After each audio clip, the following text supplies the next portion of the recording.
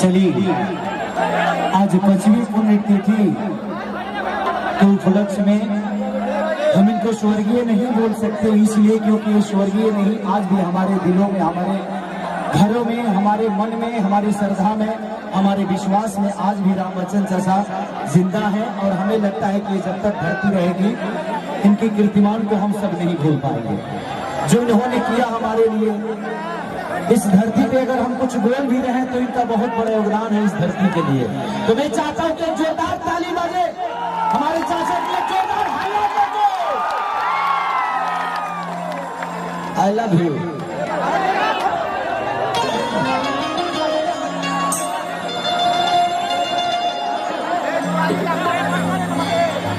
और बबन भैया को ढेर सारी शुभकामना कि आज बबन भैया की वजह से और एक हमारे चाचा जी मोच ऐठ के गए रानी मेरे साथ है,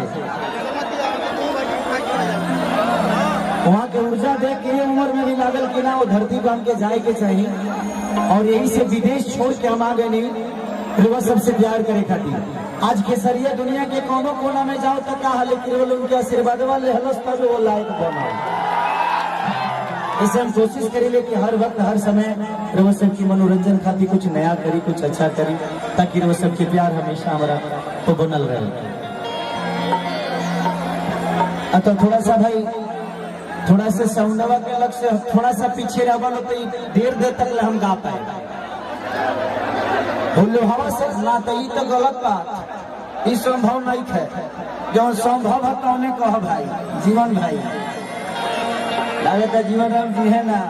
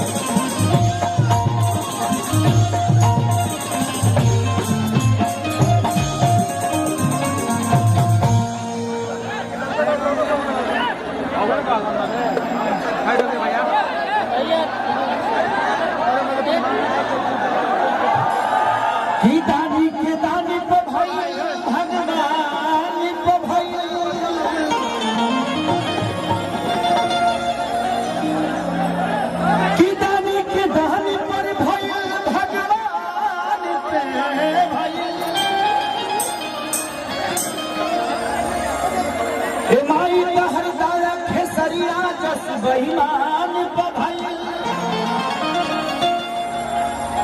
कि तनाव पुकार गई हालू मैया, सबसे ज्यादा दया राम बच्चन पहलवान को भई।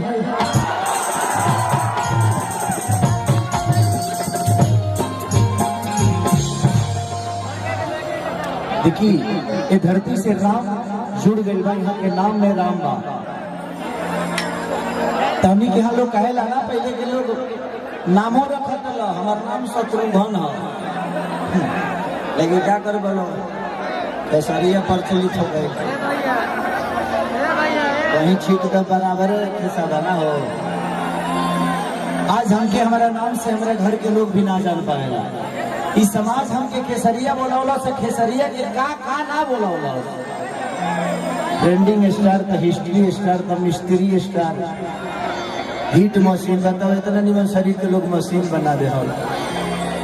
लोग के प्यारे कहा कि माँ की ज्योति से नूर मिलता है, सभी के दिलों को सुरूर मिलता है।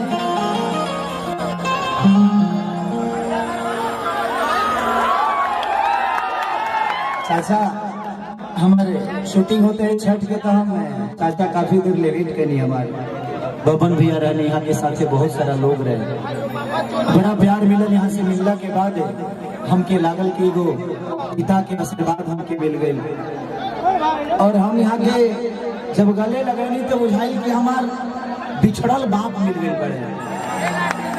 हम कहनी कि जाई चाचा, हमारे वादा बा कि कोशिश करे चाहे हमारे कितनों के नुकसान हो जाई, हमके लागत है कि हमरा अरबों के नुकसान से ज्यादा इस जगह के प्यार और मोहब्बत और वो सबके आशीर्वाद बा। इसलिए पैसा तो इंसान रोजो कमा सकेला, लेकिन मोहब्बत और प्यार और आशीर्वाद रोज ना कमाला आदमी। और दुनिया में खेसारी के एक एक बाप नहीं खान, ऐसा हमरा लागत है कि करोड़ों बाप पड़े जेकरा आशीर्वाद के चिंता हमेशा खेसरिया करेला, और कोशिश करी लेकिन रोल के आशीर्वाद हमेशा हमके मिलत।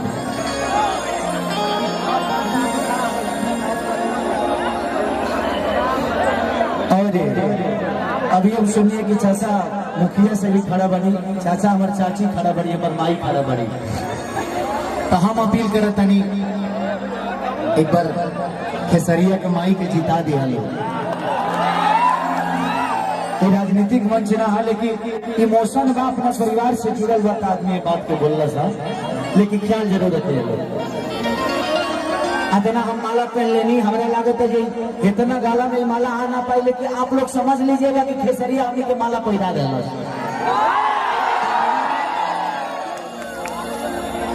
कि महक के ज्योति से नूर मिलता है, सभी के दिलों को सरूर मिलता है। कि महक के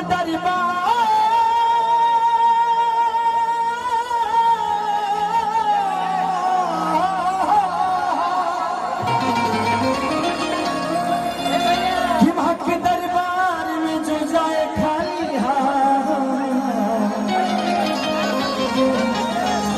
उसे कुछ न कुछ जरूर मिलता है।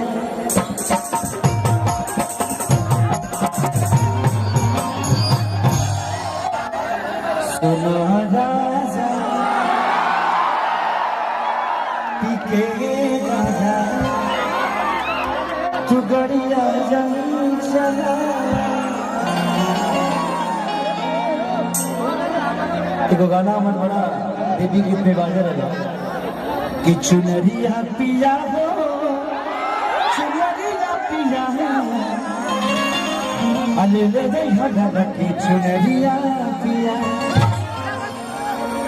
यहाँ पे दो राइटर, महान राइटर भी हमारे साथ हैं बनी लोग। मानी हमने के पवन बाबा बहुत सारे भजन लिखे हैं, अखिलेश कश्यप जी जो कि 2 रुपया हो 2 रुपया, ये गोरी तोरी चुनरी बजा लिखो। बाबा के बहुत सारा गाना हिट बा, सब धीरे धीरे वो सबके प्यार आशीर्वाद के बदौलत सुना।